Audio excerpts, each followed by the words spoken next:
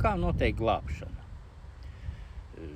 Citi domā, ka viņa panākumus dzīvē ieviesīs tas, ka viņi ir labu izglītību ieguvuši, labu stāvokli, situāciju, un viņi domā, ka viss būs tā, kā vajag.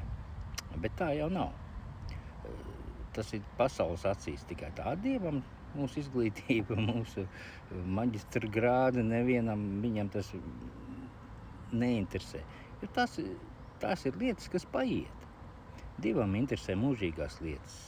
Un tādēļ mēs esam baznīcā, kur mums ir dot iespēju dot tiešām glābšanu, un lai mēs no pēdējiem kļūtu pirmie.